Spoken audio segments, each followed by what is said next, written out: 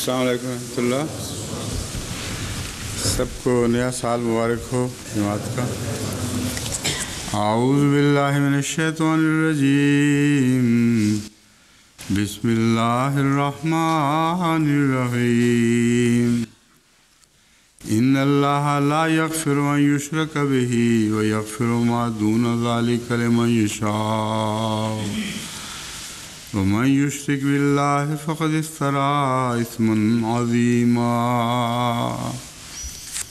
اس آیت کی تشریح کا ایک بڑا حصہ گزر چکا ہے اور کچھ ابھی باقی تھا. حضرت اقدس مسیح موعود علیہ السلام کا ایک اقتباس میں پڑھ رہا تھا، اور اس کے علاوہ اس آیت سے کی طرف جو غلط باتیں منسوب کی گئی ہیں ان کا بڑا حصہ پہلے گزر چکا ہے. ان میں سے بعض ایسی ہیں جو بعض دوسری آیات سے رد کرنے کی محتاج ہیں. میں انشاءاللہ آج اس پر بحث کروں گا. اللہ تعالیٰ ہرگز معاف نہیں کرے گا کہ اس کا شریک قرار دیا جائے، اور جو گناہ اس سے ادنا ہو جس کے حق میں چاہے گا معاف کر دے گا، اور جس نے اللہ کے ساتھ کسی کو شریک قرار دیا ہو اس نے بہت بڑی بدی کی بات بنائی ہے. حضرت مسیح موعود علیہ السلام فرماتے ہیں خدا ہر ایک گناہ کو بخش دے گا جس کے لیے چاہے گا، پر شرک کو ہرگز نہیں بخشے گا. اسی طرح پر خدا نے قرآن میں فرمایا وَيَغْفِرُ مَا دُونَ ذَلِكَ، یعنی ہر ایک گناہ کی مغفرت ہوگی مگر شرک کو خدا نہیں بخشے گا. بس شرک کے نزدیک مت جاؤ اور اس کو حرمت کا درخت سمجھو. یہاں شرک سے یہی مراد نہیں کہ پتھروں وغیرہ کی پرستش کی جائے، بلکہ ایک شرک یہ ہے کہ اسباب کی پرستش کی جائے اور معبودات دنیا پر زور دیا جاوے. اس کا نام ہی شرک ہے. ہر ایک گناہ کی مغفرت ہوگی مگر شرک کو خدا نہیں بخشے گا. یہاں حضرت مسیح موعود علیہ السلام نے تمام گناہوں کو ما دون ذالک کے تابع لیا ہے، لیکن شرک کا دائرہ زیادہ وسیع کر دیا ہے. یعنی لوگ یہ سمجھتے ہیں کہ شرک نہ کرو تو جو مرضی کر لو. اول تو اس کا رد موجود ہے، میں ابھی پڑھوں گا آپ کے سامنے. دوسرا یہ کہ حضرت مسیح علیہ السلام نے شرک کا دائرہ وسیع کیا ہے اور بہت سے گناہوں کو شرک کے دائرے میں داخل کر لیا ہے. یعنی وہ دنیا پرستی جس کے متعلق میں پہلے بھی خطبات میں زور دے چکا ہوں کہ شرک کی ہی قسم ہے. حضرت مسیح موعود علیہ السلام نے اس ایک فقرے میں اسی بیان کو تقویت دی ہے کہ معبودات دنیا پر زور دیا جاوے، اسی کا نام شرک ہے. بس وہ خدا کے علاوہ طاقتور نظر آنے والے لوگ جن کی پناہ میں دنیا آتی ہے اور شر سے پناہ کے وقت ان کی طرف بھاگا جاتا ہے، یہ شرک ہے.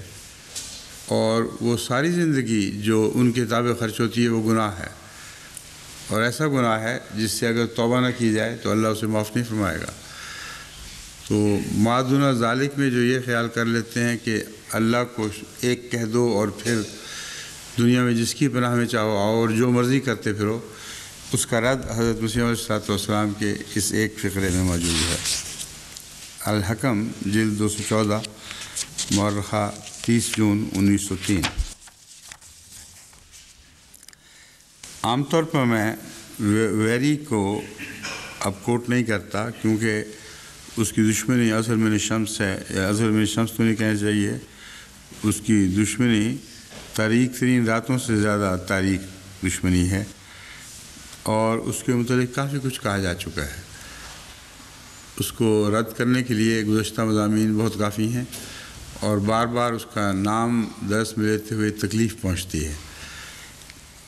لیکن یہاں ایک بات بیان کرنی ضروری ہے کہ ویری نے یہ من یشاء کے اوپر ایک طنز کیا ہے اور گویا عیسائیت کی تعلیم کو اس سے بہتر قرار دیا ہے. وہ لکھتا ہے ٹو ہوم ہی please, to those who repent before death and accept of Islam, these he forgives not on the ground of their good works, not on account of any atonement, but because he pleaseth. اب یہاں جہاں تک not کا تعلق ہے، یہ مسلمان علماء کی غلط تفسیروں کے نتیجے میں اس نے ایک نتیجہ نکالا ہے، اس کا حقیقت حال سے کوئی بھی تعلق نہیں. لیکن جہاں وہ یہ کہتا ہے not on account of any atonement, اس کے نزدیک اٹونمنٹ اللہ کی پلیئر سے زیادہ اہم ہے. یہ ہے اصل سوال جس کو یہاں چھیڑنا ضروری ہے. Not on account of any atonement but because he pleaseth. اب اٹونمنٹ کیا ہے؟ اٹونمنٹ کسی پاک تبدیلی کا نام نہیں ہے. اٹونمنٹ صرف حضرت عیسیٰ علیہ السلام کو خدا کا بیٹا مان کر ہمارے گناہوں کو اٹھانے والا قرار دینا، یہ اٹونمنٹ ہے. اس کے سوا اٹونمنٹ کی کوئی حقیقت نہیں. اور ایسے شخص ڈیتھ سے پہلے ریپینٹ کریں یا نہ کریں، جب ایک دفعہ وہ عیسیٰ کو خدا کا بیٹا مان جائیں اور یہ یقین کر لیں کہ عیسیٰ نے ہمارے گناہ کا بوجھ اٹھا لیا، تو پھر جو گناہ کرتے پھریں، موت بے ایمانی اور بے حقیقت ایک دروازہ ہے، اس میں گزرنے سے پہلے ہر قسم کے گناہ جتنے بھی اٹونمنٹ کے بعد یہ کرتے ہیں وہ معاف ہو جاتے ہیں. اور اٹونمنٹ کے عقیدے میں ہرگز یہ شامل نہیں کہ موت کے وقت یا موت سے پہلے مانا جائے. ایک دفعہ مان لو تو پھر جو چاہو کرو. تو اس قسم کی حماقت والی بات ہے کہ اسلام تو جیسا کہ میں بیان کروں گا بہت پاک تبدیلیوں کا تقاضا کرتا ہے، مگر یہ کہتا ہے پلیز، اللہ کا پلیز ہونا کوئی بھی حقیقت نہیں رکھتا اٹونمنٹ کے مقابلے پر. یعنی خدا کے نعوذ باللہ فرضی بیٹے کو مان لو تو یہ تمہارے گناہ بچنے کے لیے کافی ہے، خدا راضی ہو یا نہ ہو. اور تمسخر کے رنگ میں ہی پلیزeth کو اس نے ہائی لائٹ کیا ہے کہ دیکھو جی مسلمانوں کا دین، ہی پلیزeth، اللہ پلیز ہو جائے تو کافی ہے. تو اور کیا ہوا ہے پھر؟ اگر اللہ پلیز نہ ہو تو کیا باقی رہ جاتا ہے؟ اس قسم کے احمقانہ حملے یہ کرتا چلا جاتا ہے. لیکن جیسا کہ میں نے ہی پلیزeth کی تشریح کی تھی، پلیزeth سے مراد خدا کی رضا ہے، اور خدا کی رضا گناہ گاروں کو نصیب نہیں ہوتی. یہ ایک قطعی حقیقت ہے.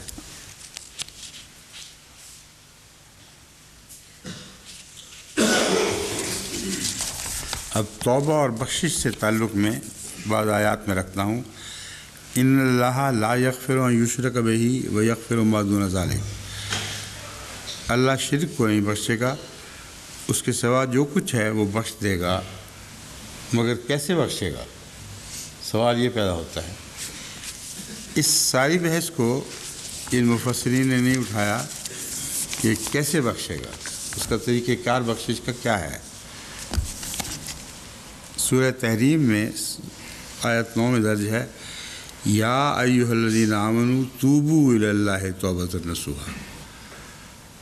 اے لوگو جو ایمان لائے ہو، اگر تم اپنے گناہ کی بخشش چاہتے ہو تو توبوا الی اللہ توبۃ نصوحا، اللہ کی طرف توبت نصوح کرتے ہوئے دوڑو اور جھکو. عسیٰ ربکم ان یکفر عنکم سیئاتکم، ہرگز بعید نہیں کہ تمہارا رب تمہاری برائیاں تم سے دور کر دے. یعنی گناہ کی بخشش کے لیے برائیوں کا دور ہونا ضروری ہے، اور برائیوں کے دور ہونے کے لیے اللہ کی طرف ہر قسم کے گناہوں سے توبہ کرتے ہوئے، اور ایسی توبہ کرتے ہوئے جس کو نصوحہ فرمایا گیا ہے، یعنی جس کے بعد کسی گناہ کا کوئی تصور دل میں نہ ہو، باقی نہ ہو. یہ توبہ ہوگی تو پھر اللہ تعالیٰ فرماتا ہے یکفر عنکم سیئاتکم. توبہ کی قبولیت کا پہلا نشان یہ ظاہر ہوگا کہ تمہاری برائیاں تم سے دور کر دی جائیں گی.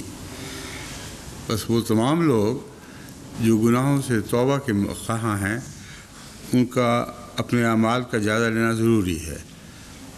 اگر وہ دیکھیں کہ ان کے وہ خدا کی طرف جھکتے ہیں اور لپکتے ہیں اور اس کے نتیجے میں ان کی برائیاں گرتی چلی جا رہی ہیں اور کم ہو رہی ہیں، تو یہ وہ لوگ ہیں جن کی توبہ قبول ہوتی ہے۔ وَيُدْخِلَكُمْ جَنَّاتٍ تَجْرِی مِن تَحْتِهَا الْأَنْہَارُ، اور برائیاں دور کرنے کے بعد یدخلکم جنات ہے، اس سے پہلے نہیں ہے۔ اور وہ جو پہلی روایات گزری ہیں ان میں تو یہ بیان ہے کہ برائیوں کے پہاڑ اٹھا کے جنتوں میں داخل ہو گئے، کوئی سوال ہی پیدا نہیں ہوتا۔ توبۃ النصوحہ کے بغیر گناہوں کی بخشش نہیں، اور توبۃ النصوحہ انسان کے خدا کی طرف جھکنے کا نام ہے، اور ایسا کامل جھکنے کا نام ہے کہ اس وقت اس کی نیت میں بدی کا کوئی شائبہ بھی باقی نہ رہے، اور یہ فیصلہ کر لے کہ آئندہ میں نے کوئی بدی نہیں کرنی۔ پھر اگر بدی سرزد ہو اور اللہ چاہے اور ان حالات کے مطابق جس میں بدی سرزد ہوئی ہے اس کو معاف فرما سکتا ہے، لیکن شرط نہیں ہے۔ شرط یہی ہے کہ پہلے تم اپنے گناہ جھاڑو اور کامل خلوص کے ساتھ خدا کی طرف دوڑو۔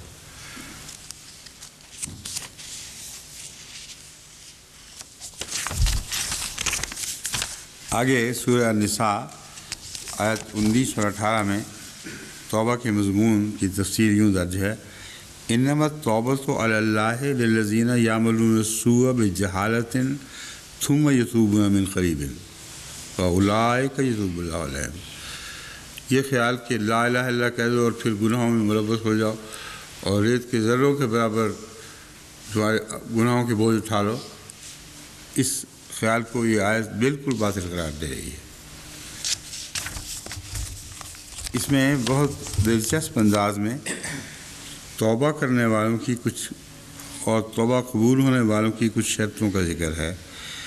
انما التوبۃ علی اللہ، توبہ اللہ پر فرض ہے، علی اللہ للذین یعملون السوء، ان لوگوں کی توبہ اللہ کے لیے قبول کرنا فرض ہے۔ التوبۃ علی اللہ، جو برائیاں کرتے ہیں بجہالۃ، جہالت کی حالت میں، ان کو حقیقت حال میں ان برائیوں کا علم نہیں ہوتا، ثم یتوبون من قریب، پھر ان برائیوں کے بعد جلد ہی توبہ کرتے ہیں، لمبا عرصہ اس غفلت کی حالت میں نہیں رہتے۔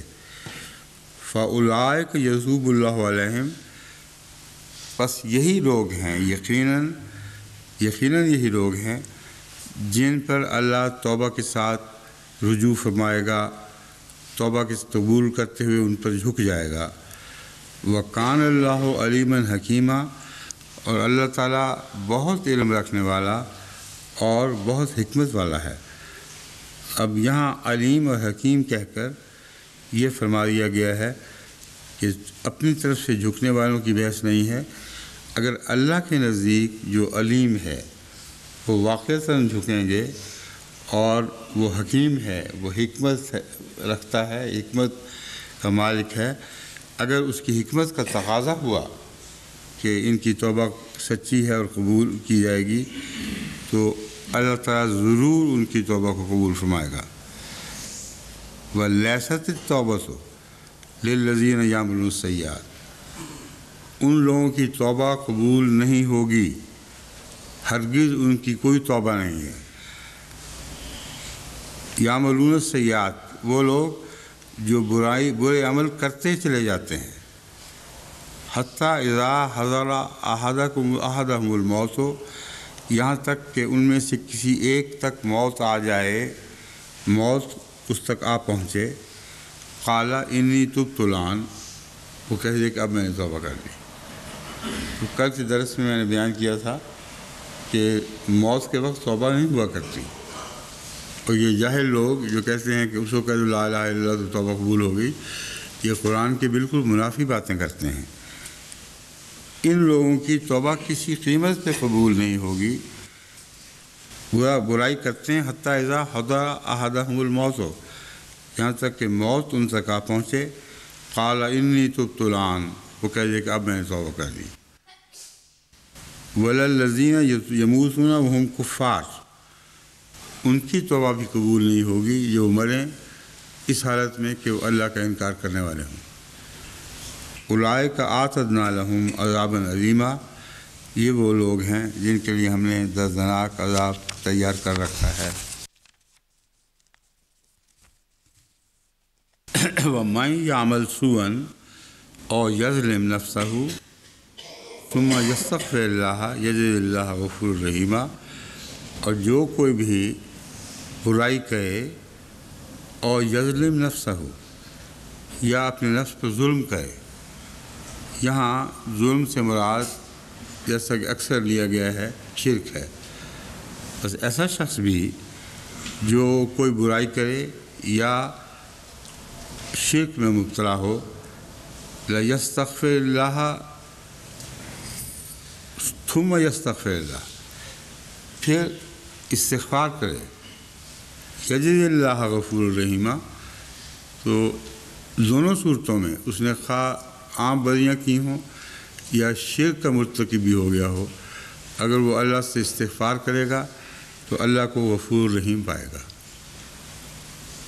ہر قسم کے گناہ بخشے جا سکتے ہیں اگر استغفار پیدا ہو، اگر توبہ کی طرف توجہ پیدا ہو۔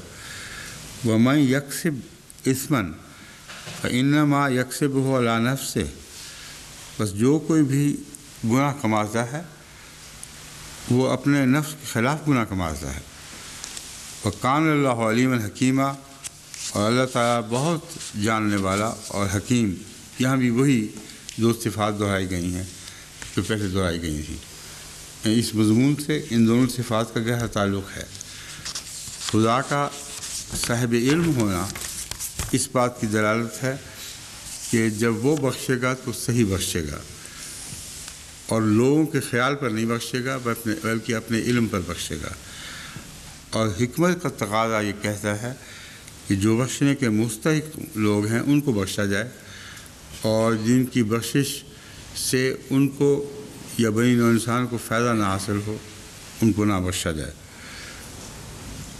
وَيَسْتَعْجِلُونَكَ بِالسَّيِّئَةِ قبل الحسنات وقد خلت من قبلهم المثلات، وہ یستعجلونک بالسیئہ، وہ سے برائی مانگنے میں زیادہ جلدی کرتے ہیں، قبل الحسنات، حسنہ سے یعنی خوبی سے پہلے، وقد خلت من قبلهم المثلات، اور اس سے پہلے مثالیں یعنی پرانے گزشتہ واقعات ان کے سامنے ہیں جو گزر چکے ہیں۔ وَإِنَّ رَبَّكَ لَذُو مَغْفِرَةٍ لِلنَّاسِ عَلَىٰ ظُلْمِهِمْ وَإِنَّ رَبَّكَ لَشَدِيدُ الْعِقَابِ، وہ اللہ سے برائی طلب کرنے میں جلدی کرتے ہیں لیکن بھول جاتے ہیں کہ مغفرت طلب کرنے میں جلدی چاہیے، کیونکہ اللہ تعالیٰ ان کے ظلم کے باوجود ان کو بخشنے کی طاقت رکھتا ہے۔ وَإِنَّ رَبَّكَ لَشَدِيدُ الْعِقَابِ، لیکن یاد رکھو وہ شدید العقاب بھی ہے۔ یہ خیال کہ گناہ میں ملوث رہو اور استغفار نہ کرو پھر بھی بخشے جاؤ گے، یہ جھوٹ ہے، کیونکہ وہ جیسا مغفرت میں بے انتہا ہے ویسا ہی جب وہ پکڑ پر آتا ہے تو بہت سخت پکڑ کرتا ہے۔ سورہ اعراف آیت 7۔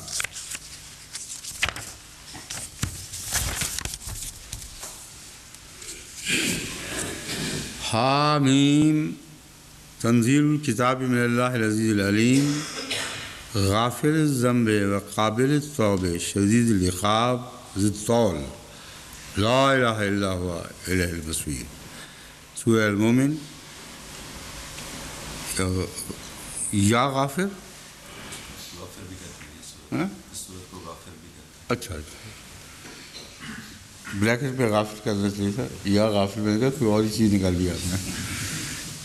المومن سورت کا نام غافر بھی ہے، اور بعض قرآن کریم کی طبعاتوں میں مومن نام کی صورت نہیں ملے گی بلکہ غافر نام کی ملے گی۔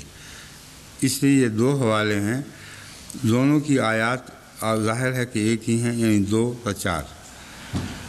حامیم خدا کی حمد اور اس کی بزرگی کو ثابت کرتی ہے یہ صورت۔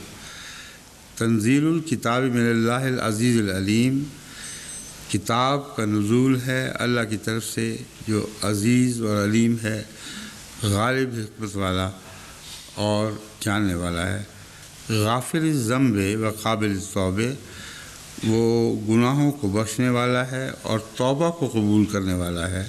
شدید العقاب، ذی الطول، بہت احسان کرنے والا ہے۔ ذی الطول، شدید العقاب کا مطلب ہے پکڑ میں سخت ہے، ذی الطول بہت احسان کرنے والا ہے۔ لا الہ الا ہو الہ المصیر، اللہ کے سوا اور کوئی معبود نہیں، اسی کی طرف لوٹ کے جانا ہے۔ اس میں دیکھیں غافر الذنب، گناہ کو بخشنے والا ہے، لیکن وقابل التوب، ایسی صورت میں کہ وہ توبہ کو قبول کرتا ہے۔ شدید العقاب، لیکن یاد رکھو کہ اگر تم نے ایسی توبہ نہ کی جو قبول کرنے کی مستحق ٹھہرے تو وہ اپنی پکڑ میں بہت سخت ہے۔ ذی الطول، اور اس کے ساتھ ساتھ بیک وقت وہ احسانات میں بے انتہا ہے، اس کا کوئی ثانی نہیں احسان کرنے میں۔ اس خدا کو یاد رکھو، اس کی عقوبت کے نیچے نہ آؤ، اس کے احسان کے طالب ہو۔ لا الہ الا ہو، یہ ہے توحید باری تعالیٰ، اس کے سوا اور کوئی معبود نہیں، الہ المصیر۔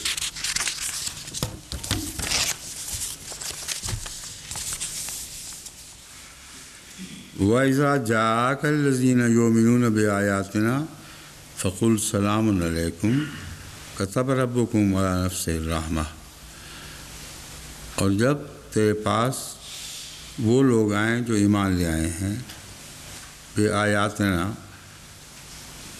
ہمارے نشانات پر، تیرے پاس وہ بندے آئیں جو ہمارے نشانات پر ایمان لے آئے ہیں، فقل سلام علیکم، تو ان سے کہہ دے کہ تم پر سلام ہو۔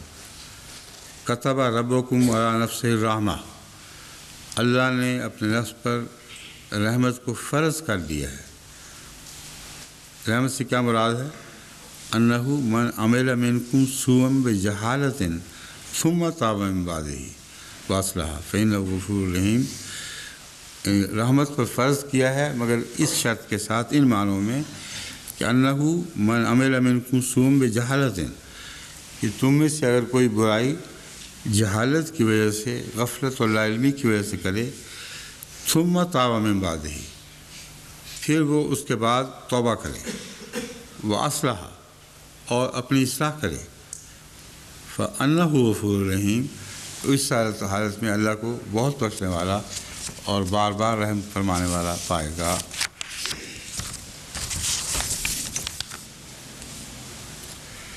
سورہ النحل آیت 120 بھی بالکل یہی مضمون بیان کر رہی ہے۔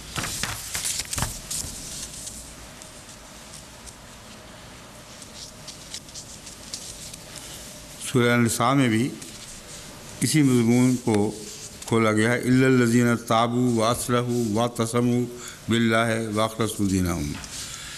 اس میں ایک اور شرط بڑھا دی گئی ہے، سوائے ان لوگوں کے، وہ لوگ جو جہنم کے سب سے ذلیل حصے میں ہوں گے، ان میں استثناء کن لوگوں کا ہوگا جو وہ حرکتیں کرتے ہیں جس کی وجہ سے وہ جہنم میں جائیں گے، ان لوگوں کا استثناء ہوگا ان میں سے، الا الذین تابوا، جنہوں نے توبہ کی، واصلحوا، اور اپنی اصلاح کی۔ اگلی شرط یہ ہے واعتصموا باللہ، اور اللہ کو مضبوطی سے پکڑ بیٹھے۔ اصلاح کے بعد پھر کوئی بیہودہ حرکت جو پہلے کیا کرتے تھے دوبارہ نہیں کی۔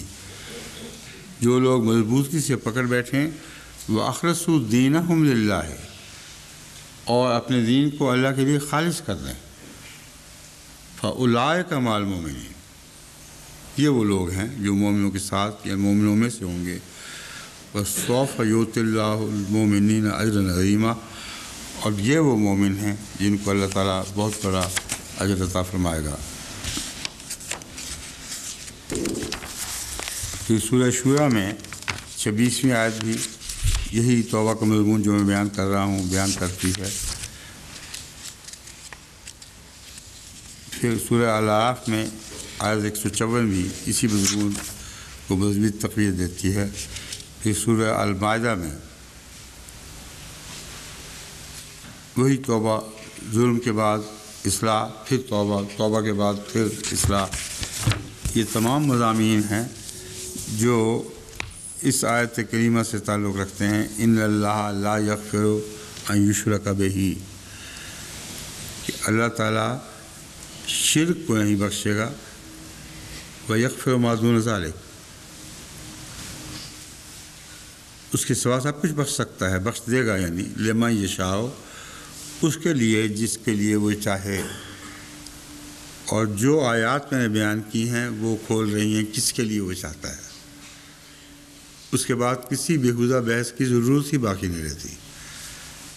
تمام مسئلہ خوب کھول دیا گیا ہے. من یشاء ڈھونڈو کہ وہ کون کون ہیں جن کے لیے اللہ تعالیٰ بخشش چاہے گا. اور قرآن کریم نے اس مضمون کو بالکل کھلا دن کی طرح روشن کر دیا ہے. اس کے بعد وہ منطقیانہ یا عجیب و غریب بحثیں جن کا میں نے اشارہ کیا تھا وہ بالکل بیکار اور باطل بحثیں ہیں، ان کی ضرورت نہیں رہتی. اب اس کے بعد خدا کی طرف سے مغفرت بھی عطا ہوتی ہے. سوال یہ ہے کہ وہ کون لوگ ہیں جو اللہ کی طرف سے پاک کیے جاتے ہیں، کیونکہ اللہ کی طرف سے مغفرت انہی کو عطا ہوتی ہے جو پاک کر دیے جاتے ہیں. سورہ النساء آیت 50 میں اللہ تعالیٰ فرماتا ہے الم تر الی الذین یزکون انفسہم، کیا تو نے ان لوگوں کی طرف نہیں دیکھا؟ یزکون انفسہم، وہ اپنے آپ کو خود پاک قرار دیتے ہیں. یزکون انفسہم کے دو معنی ہیں. ایک یہ کہ اپنے لوگوں کو جن کی خوشامد مقصود ہو، جن کو بڑھا چڑھا کر پیش کرنا چاہیں، ان کو پاک کہتے ہیں یہ بڑے پاک لوگ ہیں، یعنی ان کا گروہ، یا جن کی خوشامد مقصود ہو.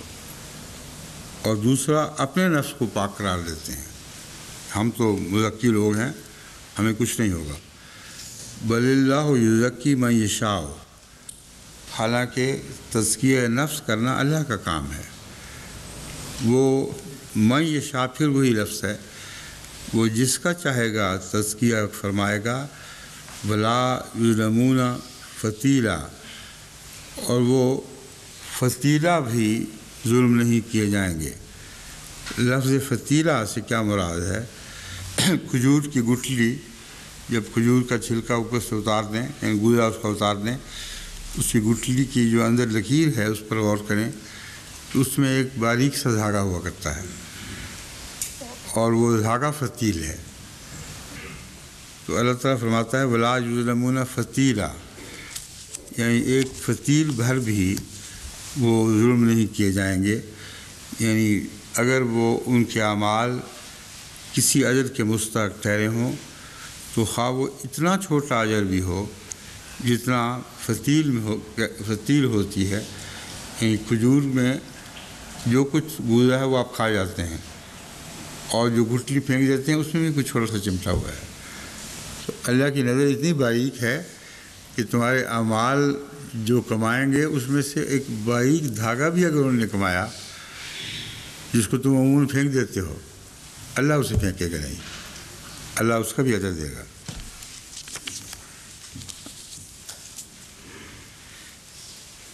یہی آیت جس میں نے کہا یزکون انفسہم، دوسری جگہ یوں بیان ہوئی ہے فلا تزکوا انفسکم هو اعلم بمن اتقی. تو اپنے لوگوں کی یا اپنے آپ کی پاکیزگی کی باتیں نہ کیا کرو. هو اعلم بمن اتقی، اللہ ہی بہتر جانتا ہے کون متقی ہے.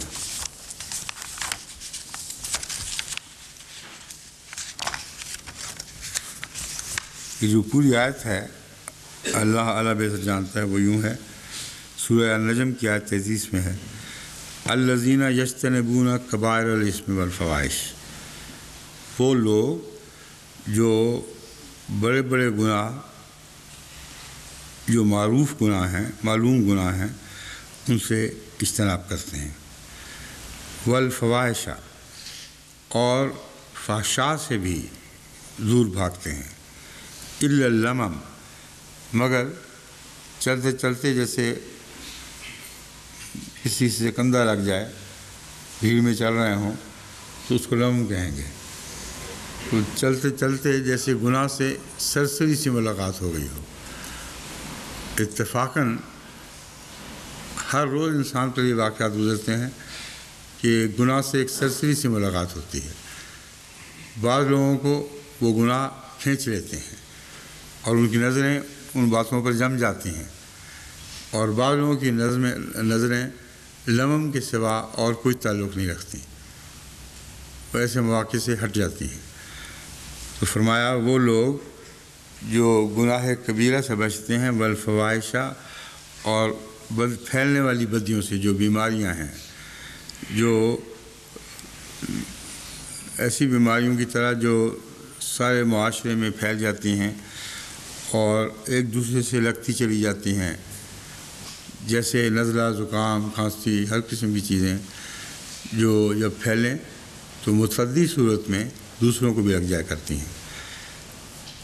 الا اللمم ان دونوں چیزوں میں لمم سے زیادہ ان کا کوئی تعلق نہیں ہوتا. ان ربک واسع المغفرت تیرا رب بہت وسیع مغفرت والا ہے. هو عالم بکم وہ تمہیں اچھی طرح جانتا ہے، اتنا زیادہ جانتا ہے کہ اذ انشاکم من الارض کہ جب تم زمین سے اٹھائے جا رہے تھے، یعنی تمہاری تخلیق ابھی آغاز میں تھی، اس وقت بھی خدا کی تم پر نظر تھی، اور جانتا تھا کہ جس زندگی کے جن مراحل سے تم گزرو گے ان کے نتیجے میں تمہارے اندر کیا کیا خصلتیں پیدا ہوں گی. جیسے کہتے ہیں دائی پوتروں سے واقف ہوتی ہے، پیٹ کے اندر بچہ ہو اس کی حرکتوں سے واقف ہوتی ہے. اچھی دائیاں ہاتھ لگا کے بتا دیتی ہیں کہ کس قسم کا بچہ ہے. تو اللہ تعالیٰ کہہ رہا ہے کہ پیدائش کی بات نہیں ہو رہی، ماں کے پیٹ کی بات نہیں، جب تخلیق کا آغاز ہوا تھا اس وقت سے خدا تمہیں جانتا ہے. وَإِذْ أَنْتُمْ أَجِنَّةٌ فِي بُطُونِ أُمَّهَاتِكُمْ اور اس وقت بھی تمہیں جانتا تھا جب تم ماں کے پیٹ میں جنین تھے. یعنی صرف پرانی بات یاد نہیں، اللہ کو نئی باتیں بھی یاد ہیں. اس وقت جو تمہاری کیفیت ہوئی ہے، جو کچھ تم نے ماں کے پیٹ سے لیا ہے، ان سب کا خدا واقف ہے. پس اس صورتحال کے بعد فرمایا فَلَا تُزَكُّوا أَنفُسَكُمْ تم کیا چیز ہو، تمہیں کیا علم ہے کہ کون متقی ہے، کون غیر متقی ہے، کون پاک ہے، کون غیر پاک ہے. فَلَا تُزَكُّوا أَنفُسَكُمْ اپنی لا علمی کا اقرار کرو اور بے وجہ اپنی سوسائٹی میں سے ان لوگوں کو جن کو تم پسند کرتے ہو پاک پاک نہ کہا کرو. یہ چیز ان کے لیے نقصان دہ ہو سکتی ہے. هو عالم بمن اتقى وہ جانتا ہے کہ جس نے تقوی اختیار کیا. یہاں زکا کے مقابل پر تقیٰ کا ذکر ہے، اور یہ وہ بنیادی بات ہے جو سمجھنے کے لائق ہے. تزکیہ انہی لوگوں کا ہوتا ہے جن میں تقوی پایا جائے. تزکیہ بظاہر غیر متقیوں میں بھی دکھائی دے گا.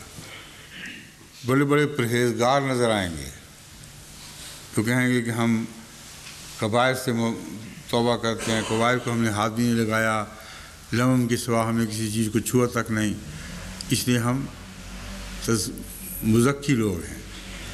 وہ لوگ جنہوں نے اپنے نفس کا تزکیہ کر لیا ہے، حالانکہ ان کے اندر تقوی کے خلاف باتیں دکھائی دیں گی. مثلا ان کا یہ بڑھا چڑھا کر بیان کرنا کہ ہمارا تزکیہ ہو گیا ہے، یہی تقوی کے خلاف ہے. جو سچا مزکی ہے وہ تو اپنی نیکیوں پہ پردے ڈالتا ہے، اور انبیاء کی تمام زندگی اس بات پر گواہ ہے، پردے ڈالتے گزری ہے. حضرت مسیح موعود علیہ الصلوۃ والسلام اسی سے پہچانے جاتے ہیں کہ اپنی نیکیوں پہ پردے ڈالتے ہیں. میں تھا غریب و بے کس و گمنام و بے ہنر، کوئی نہ جانتا تھا کہ ہے قادیاں کدھر، یہی ہے اس کے بعد۔ وہ جب تک اللہ نے نہیں کہا کہ اٹھ اور باہر نکل، اس وقت تک حضرت مسیح موعود علیہ السلام نے اپنی نیکیوں کا کسی جگہ کوئی ذکر نہیں کیا، اور جب کیا ہے تو اللہ کے حکم پر دنیا کو بتانے کے لیے کہ تقویٰ اس کو کہتے ہیں، اس کے سوا کوئی ذکر نہیں۔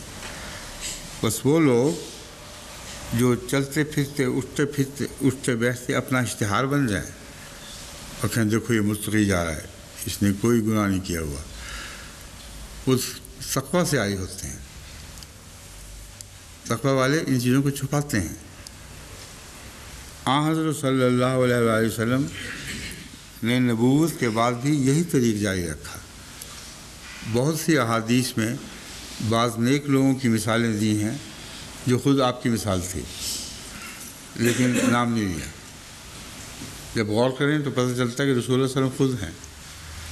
تو اس پہلو سے اپنے آپ کا تزکیہ نہ کرتے پھرو، یہ خود تقویٰ کے خلاف بات ہے۔ ہوا عالم بمن اتقیٰ، اللہ تعالیٰ بہت زیادہ جانتا ہے اس کو جو تقویٰ اختیار کرتا ہے۔ فَتَلْتُ الْحَبْلَ فَتْلًا، یہ میں بیان کر چکا ہوں۔ فضل سے کیا مراد ہے؟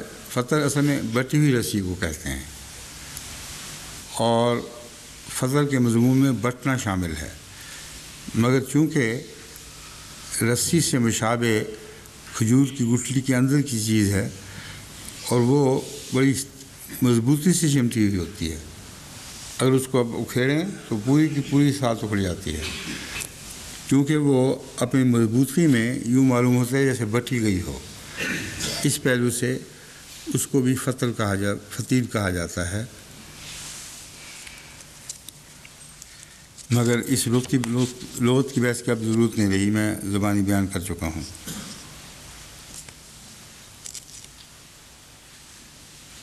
اقرب الموارد نے اور مفردات نے دونوں نے یہی معنی بیان کیے ہیں۔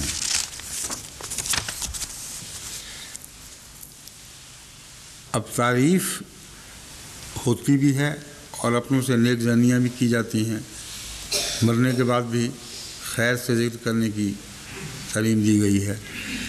تو یہ کون کون سی احتیاطیں ہیں جن کے ساتھ تعریف جائز قرار دی جا سکتی ہے؟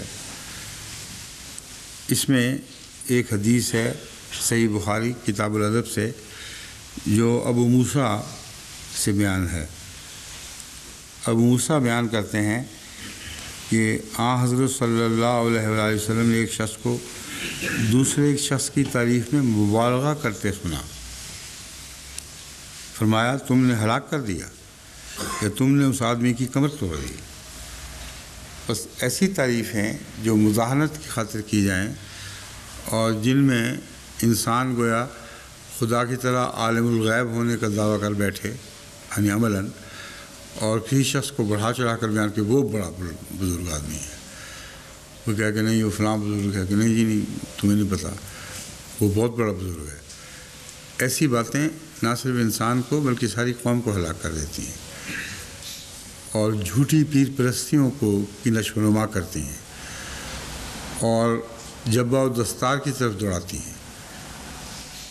حضرت صلی اللہ علیہ وآلہ وسلم کی باریک نظر نے اس خطرے کو بھانپ لیا اور فرمایا تم نے اسے ہلاک کر دیا، جس کی تم نے ایسی تعریفیں کی ہیں تم نے اس کا کچھ بھی نہیں چھوڑا۔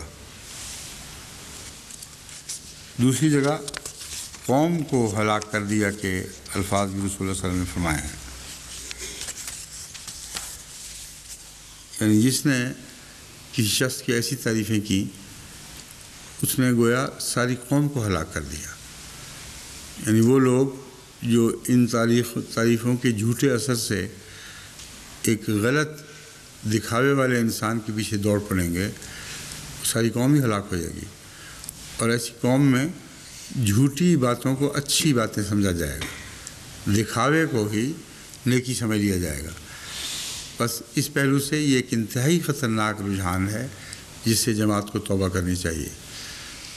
ہرگز ایسی تعریفوں میں ملوث ہونے کی ضرورت نہیں جیسے جی ہمارے ہاں فلاں شخص صاحب جو ہیں نا وہ تو بڑے نہیں.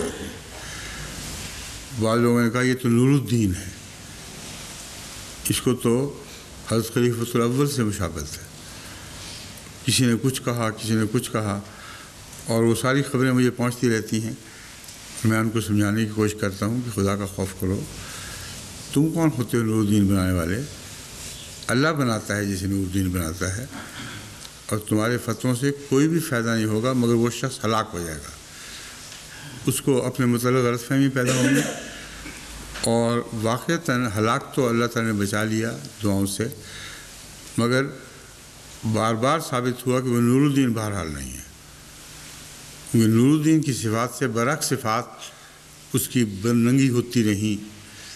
بس یہ میں سمجھا رہا ہوں کہ اپنے ہاں شرک کے بت نہ بنا بیٹھو. جگہ جگہ جب تم بت بناؤ گے تو یہ شرک ہے جسے پھر بخشا نہیں جائے گا، اور تم بھی ہلاک ہوگے اور اپنے ساتھ دوسروں کو بھی ہلاک کر لو گے.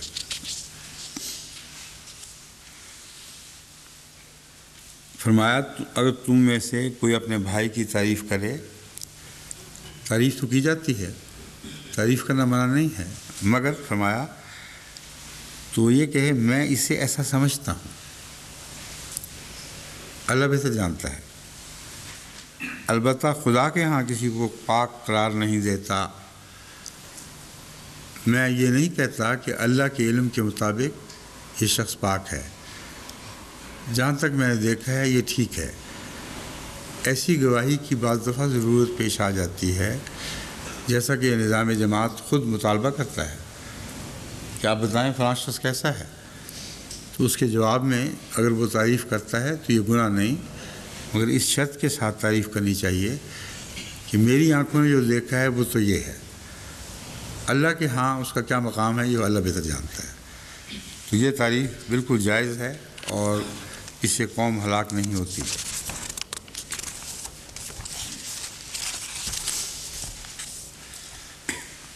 حضرت صلی اللہ علیہ وآلہ وسلم نے ایک اور موقع پر یہ فرمایا. یہ سنن ابن ماجہ کتاب الادب باب المدح سے لی ہوئی ہے، یہ روایت لی گئی ہے. معاویہ کہتے ہیں کہ میں نے رسول اللہ صلی اللہ علیہ وسلم کو یہ فرماتے ہوئے سنا، ایک دوسرے کی خوشامد کرنے سے بچو، یہ تو ذبح کرنا یعنی ہلاکت ہے. جب تم ایک دوسرے کی خوش آمدیں کرتے ہو اور خوشامد کی خاطر اس کی نظر میں اچھا بننے کے لیے اس کی تعریفوں میں مبتلا ہو جاتے ہو تو یہ ذبح کرنے کے مترادف ہے. یعنی دونوں معنی اس میں اس ذبح کے لفظ کو کھلا چھوڑ دیا گیا ہے. فرمایا فَإِنَّهُ ذِبْحُ، بس یہ ذبح ہے. اب ذبح میں قوم کا ذبح بھی شامل ہے، ایسے شخص کا بھی ذبح شامل ہے، تعریف کرنے والے کا ذبح بھی شامل ہے، اور جس کی گئی ہے اس کا ذبح بھی شامل ہے. تو ایک لفظ الذبح کہہ کر رسول اللہ صلی اللہ علیہ وسلم نے یہ سارے معنی اس مضمون میں داخل فرما دیے.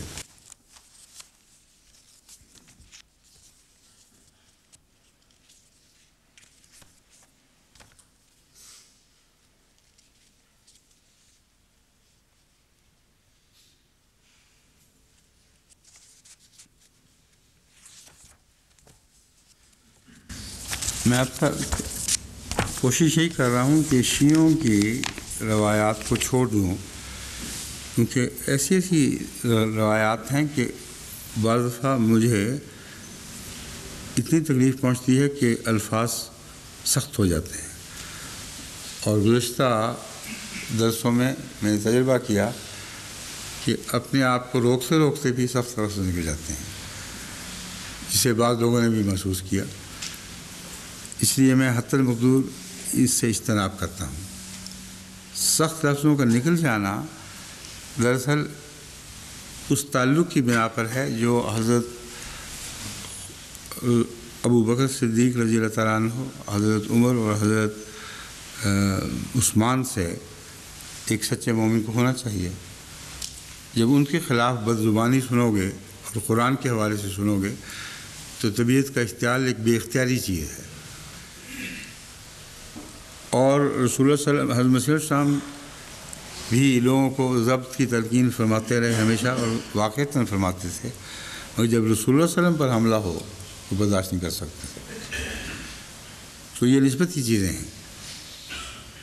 طبیعت کا ہجان اپنے پیاروں کے خلاف باتیں سننے سے ایک طبعی امر ہے، لیکن یہاں میں آپ کو پھر ایک دفعہ یاد کرا دوں کہ بالکل بھول ہی نہ جائیں کہ شیعہ حضرات کیا کیا حرکتیں کرتے ہیں۔ یہ علامہ ابو الحسن القمی کی ایک تفسیر ہے،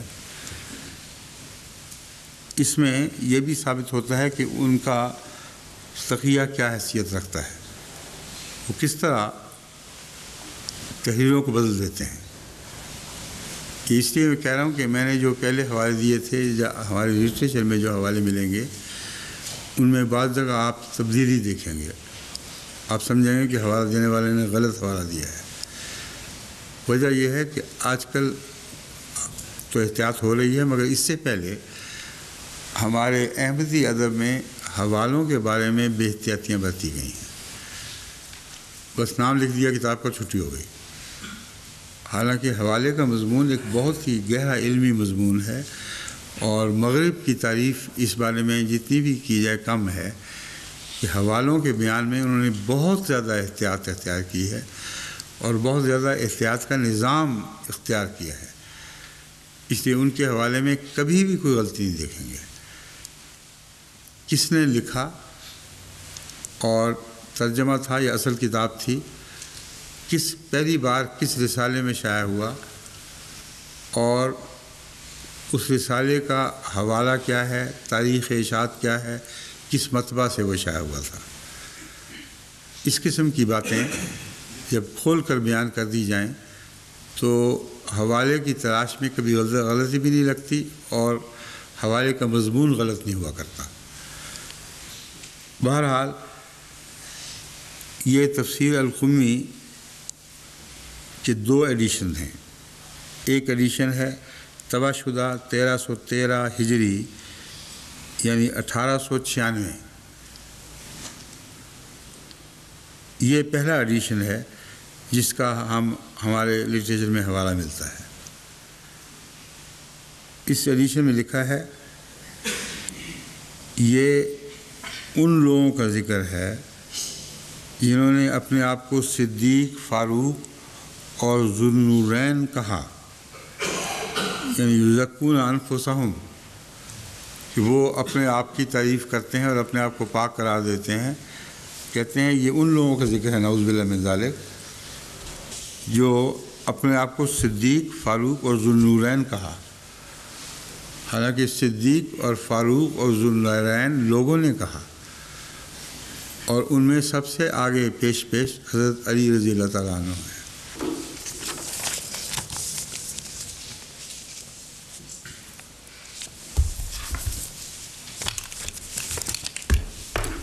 اب اگلی آیت، اعوذ باللہ من الشیطان الرجیم، بسم اللہ الرحمن الرحیم، الم تر الی الذین اوتوا نصیبا من الکتاب یؤمنون بالجبت والطاغوت ویقولون الذین کفروا ہؤلاء احزاب من الذین آمنوا سبیلا۔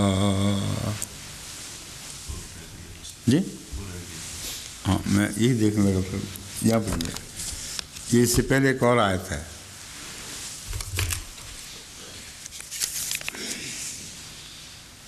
فلا تزکوا یزکون انفسہم والی آیت ہے نا، اس کے بعد یہ آیت آتی تھی، انظر کیف یفترون علی اللہ الکذب وکفی بہ اثما مبینا۔ انظر کیف یفترون علی اللہ الکذب، دیکھ وہ اللہ پر کیسا جھوٹ افطرا کرتے ہیں۔ اب بات کس کی ہو رہی ہے؟ یہود خصوصاً اور اہل کتاب عموماً، ان کی باتیں چل رہی تھیں۔ اسی تعلق میں یہ تزکیہ نفس والا مضمون بیان ہونا شروع ہوا۔ اسی تعلق میں یہ آیت بھی ہے کہ دیکھو وہ جب ہم یہ کہتے ہیں کہ اللہ کسی کا تزکیہ کرتا ہے تو انہوں نے یہاں بھی افطرا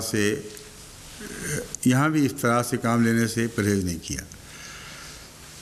قرآن کریم نے بیان کر دیا نا کہ اللہ جس کو چاہے تزکیہ اس کا تزکیہ فرماتا ہے۔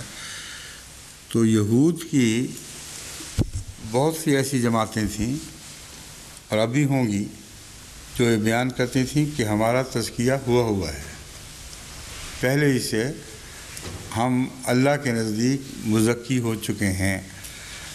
اور ان قسموں میں سے بعض یہودی یہ کہا کرتے تھے کہ ہمیں اگر سزا ملی بھی تو چند دن کی سزا ملے گی، اور وہ مقدر دن ہے، گنتی کے چند دن۔ جس طرح عیسائیوں نے حضرت عیسیٰ علیہ السلام کو 3 دن کے لیے جہنم میں جھونکنے کی نعوذ باللہ ناپاک کوشش کی، اسی طرح یہودی بھی چند دن کی جہنم کہتے ہیں، مگر دوسرے کو نہیں، اپنے آپ کو اس جہنم میں جھونک کر بہت جلدی وہاں سے نکل آتے ہیں۔ وہ کہتے ہیں ہمارا تزکیہ ہو گیا۔ پھر ان میں سے ایسے بھی تھے جو یہ دعویٰ کرتے تھے کہ ہم بچوں کی طرح پاک ہیں، اور جب سوال کیا کرتے تھے مسلمانوں پر کہ یہ بچے جو پیدا ہوتے ہیں پاک نہیں ہیں؟ اگر پاک ہیں تو دیکھو ہم بھی پاک پیدا ہوئے ہیں، اور اس پاکی کو کوئی تبدیل نہیں کر سکتا۔ یعنی یہودی بچے پاک ہیں صرف، گویا باقی بچے پاک نہیں۔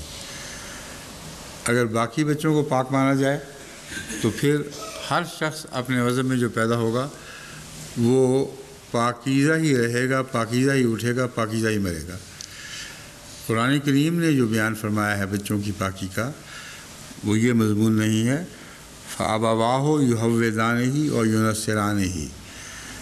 ایسے بچے پیدا تو پاک ہوتے ہیں، اس وقت تو یہودی نہیں ہوتے، اس وقت تو عیسائی نہیں ہوا کرتے، ان کی فطرت پاک ہے، اللہ نے جس پاک فطرت پہ ان کو پیدا کیا اسی طرح ہوتے ہیں۔ ان کے ماں باپ جب وہ بڑے ہوتے ہیں اس وقت ان کو یہودی بناتے ہیں، یعنی جب یہودی بنا دیتے ہیں ناپاک کر دیتے ہیں، تو یہ مراد ہے۔ اور یونسرانی، یا غلط مذہب پڑھا کر ان کی پاکی پر حملہ کر دیتے ہیں، وہ پھر پاک نہیں رہتے، اس طرح معصوم نہیں رہتے جس طرح پیدا ہوئے تھے۔ اس مضمون پر میں نے گزشتہ سال تفصیل سے روشنی ڈالی تھی، اس لیے اب اس کو زیادہ آگے نہیں بڑھاتا۔ اب میں آپ کو بتاتا ہوں کہ یہود کی افتراء کی باتیں کون کون سی ہیں جن کی طرف من جملہ یہ آیت اشارہ کر رہی ہے۔ انظر کیف یفترون علی اللہ الکذب۔ ظاہر بات ہے کہ تزکیہ سے تعلق رکھنے والی ایسی باتیں ہیں جو خدا پر افتراء باندھتے ہوئے اس کی طرف منسوب کرتے ہیں۔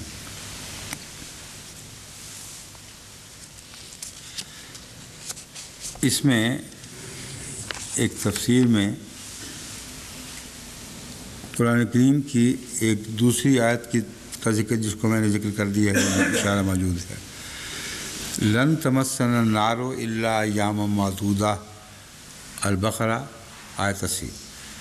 وہ یہ کہا کرتے تھے کہ سوائے چند دن کے ہمیں آگ نہیں چھوئے گی، اور دوسرا وہ یہ کہا کرتے تھے لن يدخل الجنۃ الا من کان ہودًا اور نصارا، وہ ہرگز جنت میں نہیں جائیں گے سوائے اس کے کہ جو یہودی ہو اور نصارہ ہو۔ یہ مراد نہیں ہے، یہ البقرہ کی 111 آیت ہے کہ یہودی اور عیسائی دونوں اس بات دعوے میں متفق تھے کہ ہم دونوں جنت میں جائیں گے۔ مراد یہ ہے کہ یہودی اپنی جگہ اور عیسائی اپنی جگہ ایک ہی دعویٰ رکھتے تھے۔ یہودی کہتے تھے کہ یہودیوں کے سوا کوئی جنت میں داخل نہیں ہوگا، اور عیسائی کہتے تھے کہ عیسائیوں کے سوا اور کوئی جنت میں داخل نہیں ہوگا۔ تو یہ افتراء ہے جو انہوں نے اللہ پر باندھ رکھا ہے، اور اس طرح یہ گویا اپنا تزکیہ نفس بیان کرتے ہیں۔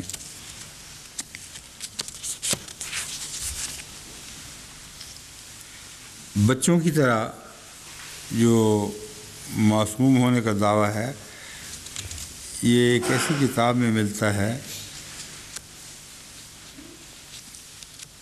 جس کی صحت کے متعلق کچھ نہیں کہا جا سکتا، مگر مضمون ایسا ہے جو ٹھیک بھی ہو سکتا ہے، ایسا بھی ہو سکتا ہے۔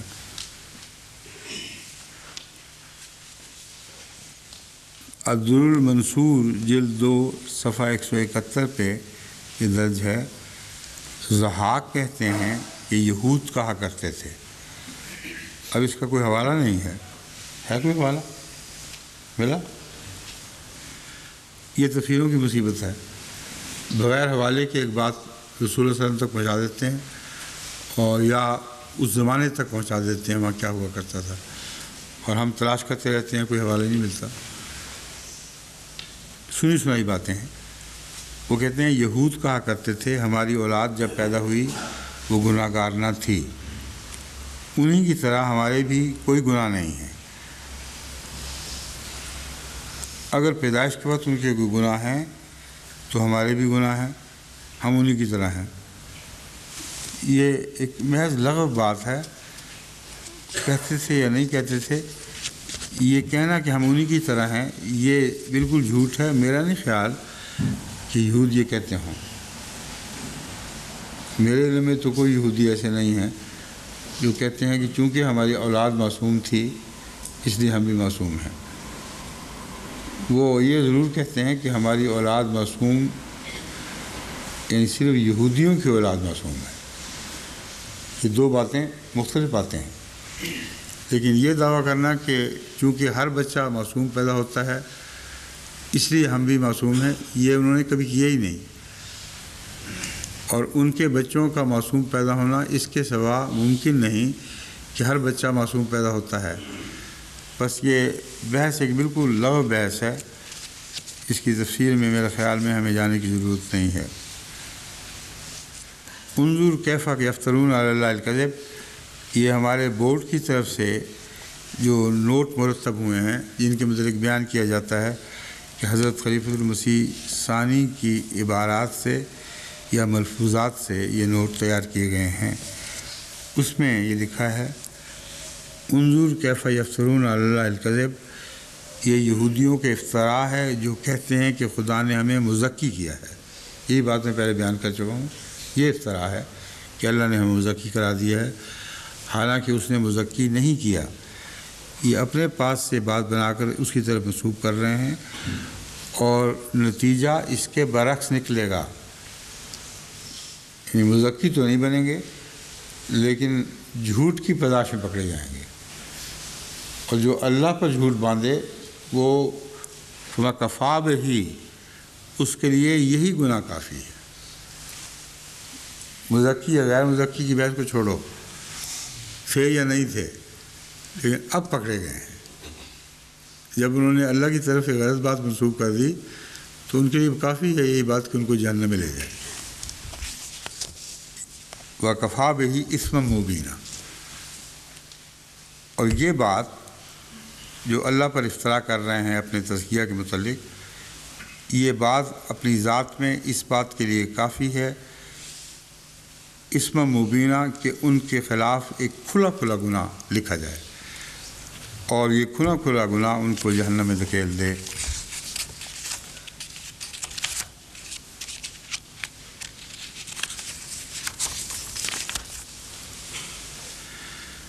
حضرت امام راضی نے کفا بہی کے لفظ کو فرمایا ہے کہ عظمت شان کے لیے استعمال ہوتا ہے۔ کفا بہی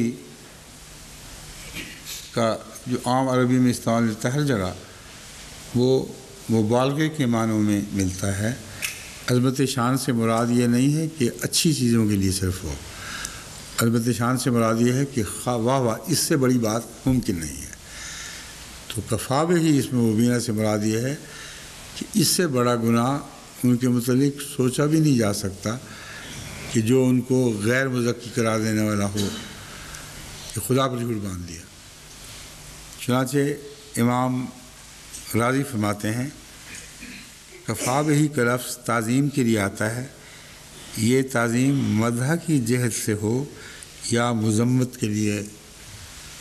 مدح کے معنی میں فرمایا وَكَفَىٰ بِاللَّهِ وَلِيًّا وَكَفَىٰ بِاللَّهِ نَصِيرًا، کہ اللہ بہت کافی ہے ایک ولی کے طور پر، وکفا باللہ نصیرا، اور اللہ ایک مددگار کے طور پر بہت کافی ہے۔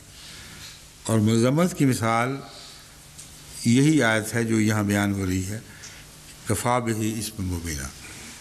تو امام راضی نے کفا بہ کے مضمون کو عربی لغت کے لحاظ سے خوب کھول دیا ہے۔ اب وہ اگلی آیت ہے جو غلطی سے میں پہلے پڑھ چکا تھا، پھر ٹھیک کر دیا گیا۔ اعوذ باللہ من الشیطان الرجیم، بسم اللہ الرحمن الرحیم۔ الم تر الی الذین اوتوا نصیبا من الکتاب یؤمنون بالجبت والطاغوت ویقولون للذین کفروا هؤلاء اهدی من الذین آمنوا سبیلا۔ کیا تو نے ان لوگوں کو نہیں دیکھا، تجھے ان لوگوں کا حال معلوم نہیں جنہیں کتاب الہی میں سے ایک حصہ دیا گیا تھا؟ کتاب الہی میں سے ایک حصہ، نصیب جو لفظ ہے اصل میں یہ اس علامتی جھنڈے سے یا سنگ میل سے نکلا ہے۔ سنگ میل زمین میں گاڑ دیا جاتا ہے اور اس کے حوالے سے سفروں کا فاصلہ طے کیا جاتا ہے، اور نسب اس جھنڈے کو بھی کہتے ہیں جو گاڑ دیا جائے، جس سے پتہ چلتا ہے کہ یہ فلاں قوم کا نشان ہے، اس کی عظمت کا نشان ہے، اور اسی سے لفظ نصیب نکلا ہوا ہے۔ اور نصیب کا مطلب یہاں ایک اور معنی ہے، گاڑنے کا معنی نہیں بلکہ ایک حصہ، ایک مضمون میں سے تمام نہیں بلکہ تھوڑا سا۔ المفردات راغب لفظ نصیب سے متعلق لکھتی ہے،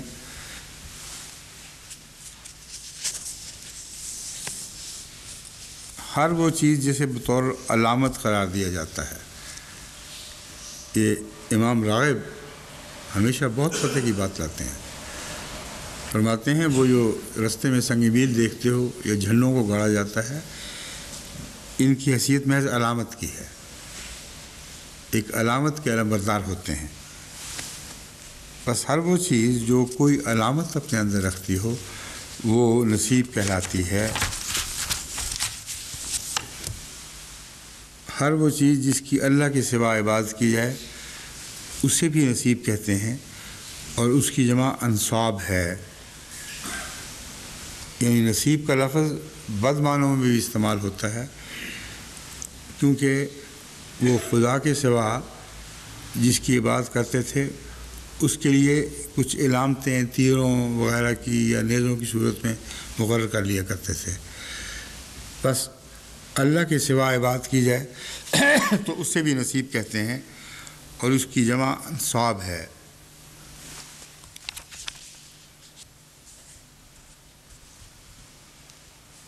اوتو نصیب من الکتاب میں یہ نصیب مراد نہیں ہے، یہ میں بتا دینا چاہتا ہوں کہ الکتاب اللہ کی طرف والا رکھتی ہے، اور یہ نصیب وہ نصیب نہیں ہے جسے جھوٹی عبادت کے لیے ایک مثال سمجھا گیا ہے۔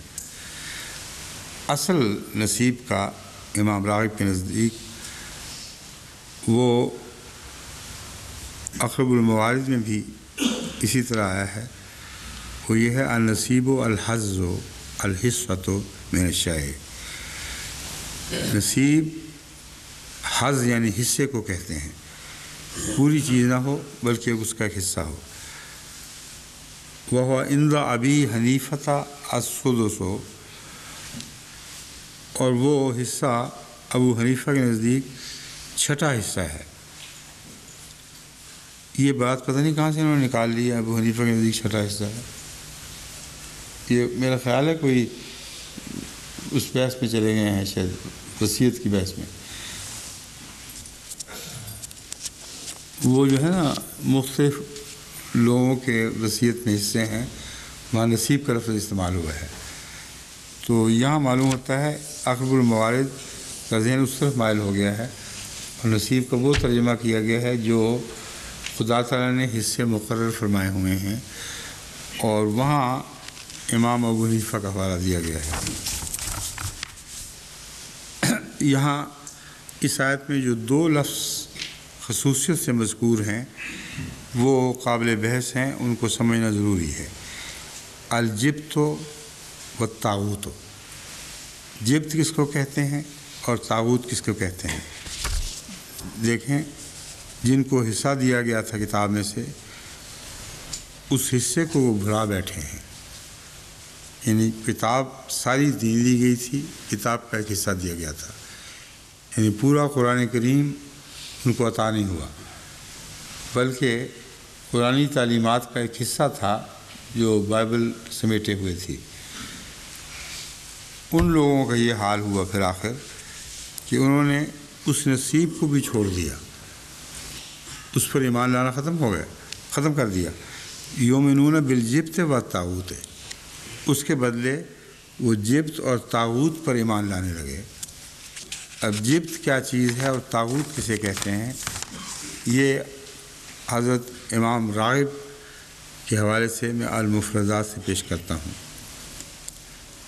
حضرت امام راغب کی سن وفات کا پہلے شاید ذکر نہیں گزرا، یہ بہت بعد میں پیدا ہوئے ہیں، یعنی 503 ہجری میں، لیکن حضرت امام راغب کا دماغ اتنا روشن اور اتنا پاکیزہ ہے کہ شاذ کے طور پہ کبھی انہوں نے غلطی کی ہوگی، ورنہ قرآن کریم کے الفاظ کے بیان میں انتہائی احتیاط سے کام لیتے ہیں۔ اور لطف کی بات یہ ہے کہ قرآنی الفاظ کے قرآنی آیات کے ذریعے معنی کرتے ہیں، کسی لغت کی اور ضرورت نہیں۔ بس قرآنی لغت کیا ہے یہ سیکھنا ہو تو حضرت امام راغب سے سیکھیں، ہر لفظ کے قرآنی آیات کے سہارے سے معنی کرتے ہیں، ان میں غلطی کا کوئی سوال ہی پیدا نہیں ہوتا۔ آپ فرماتے ہیں وہی بات کہ بطور علامت نصب کی جانے والا پتھر،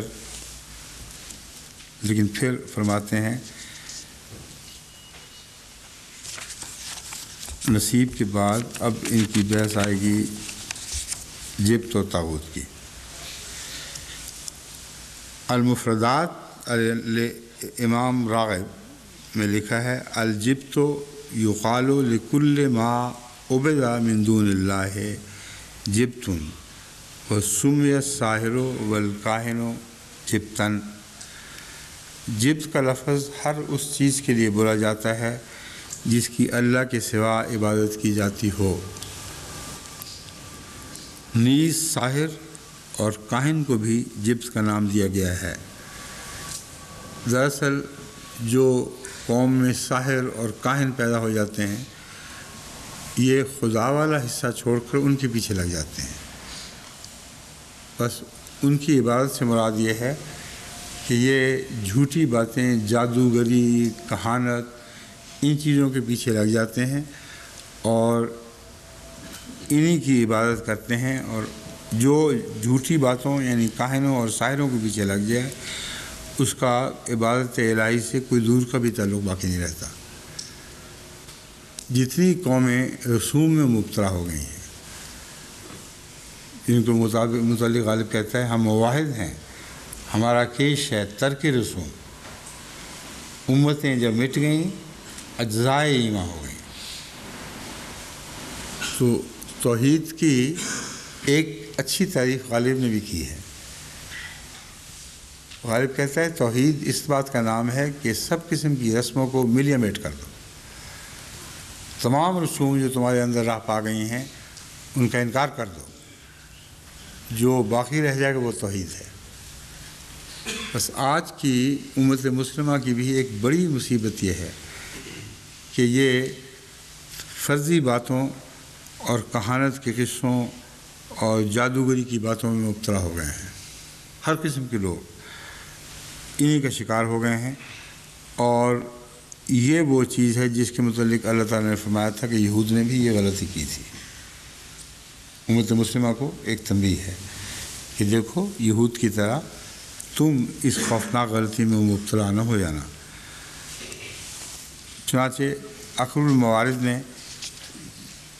انہی معنوں سے غالباً ملتے جلتے معنی کی ہیں، الصنم والکاہن والساحر والسحر۔ جبت کے لفظ میں بت بھی آ جاتے ہیں، کاہن بھی آ جاتے ہیں، جادوگر بھی آ جاتے ہیں اور جادو بھی۔ افریقہ میں جماعت کو اس کے خلاف بہت بڑا جہاد کرنا چاہیے، کیونکہ باوجود اس کے کہ افریقہ عملاً نئی روشنی میں داخل ہو چکا ہے، لیکن جادوگری اور کہانت نے افریقہ کا پیچھا نہیں چھوڑا۔ یہاں تک کہ بعض احمدیوں کے متعلق بھی مجھے اطلاع ملی کہ یہ یقین رکھتے ہیں جادوگری پہ اور اس کے ثبوت پیش کرتے ہیں۔ اس آیت کریمہ کے بعد اگر وہ پھر بھی جادوگری پہ ایمان رکھیں گے تو ان کا ایمان سے کوئی تعلق نہیں، کتاب الہی سے کوئی تعلق نہیں۔ یہ تو یہود کی بگڑی ہوئی حالت کا طریق تھا کہ وہ ان باتوں میں مبتلا ہو گئے اور پھر بکھرتے چلے گئے۔ وقت ہو گیا، اس کو نوٹ کر لیں۔ اچھا ہوا میری نظر پڑ گئی، ورنہ آپ نے تو بتانا نہیں تھا۔